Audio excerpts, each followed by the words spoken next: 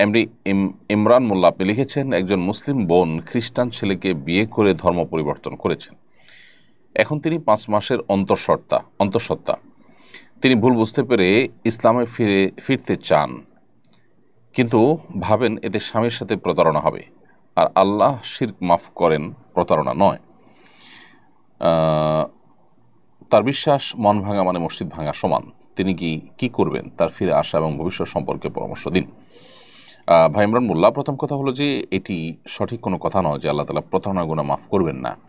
আল্লাহ তাআলা সকল গুনাহই মাফ করবেন। মৃত্যুর আগে মানুষ যে কোনো গুনাহ থেকে তওবা করবে, আল্লাহ তাআলা তার সবগুলোকেই ক্ষমা করবেন।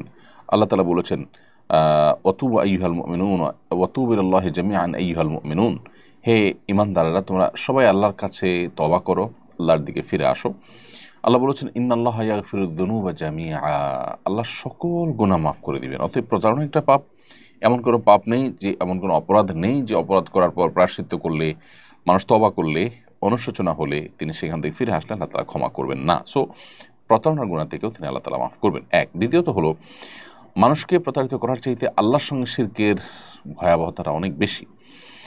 আর তৃতীয়ত কথা হলো যে অমুসলিম যে ছেলের সাথে তার বিয়ে হয়েছে, সে বিয়েটা আসলে সংগঠিত হয়ইনি, অর্থাৎ শরিয়া দৃষ্টিকোণ থেকে সেটা কোনো বিয়েই হয়নি। আজকাল যে সমস্ত খ্রিস্টান আছে, বেশিরভাগ খ্রিস্টানরাই আসলে না যথাযথ খ্রিস্টান এবং না তাদেরকে আহলে কিতাব বলার মতো পর্যায়ে তারা পড়ে। সো এরকম মানুষদের সাথে বিয়ে হলে সে বিয়েটাই বিশুদ্ধ হয় না। অতএব যে ব্যক্তি আপনার স্বামীই নন, যার সঙ্গে বিয়েটা আপনার বিশুদ্ধ হয়নি, সেখানে আপনার প্রতারণার প্রশ্নটাও আসে না। অতএব তার সঙ্গে বরং আপনার এখন যে সম্পর্ক আছে সেটা অবৈধ সম্পর্ক, সেটা থেকে সরে আসার আপনার জন্য আবশ্যক। আমাদের অনেকে দিন সম্পর্কে, ইসলাম সম্পর্কে বেসিক ধারণা না থাকার কারণে এই ধরনের নানা ধরনের ধোঁয়াশাপূর্ণ বিষয় আমাদের মাথায় আসে এবং বিভ্রান্তিতে আমরা পড়ে যাই। অতএব আমরা আশা করব যে আল্লাহ তাআলা তাকে হেদায়েতের পথে ফিরে আসার তৌফিক দিবেন এবং তাকে আমরা আহ্বান করবো ইসলামের পথে ফিরে আসার জন্য, নাহলে অনন্তকালের জাহান্নামের যাত্রা নিশ্চিত হয়ে যেতে পারে। আল্লাহ আমাদেরকে সবাইকে হেফাজত করুন।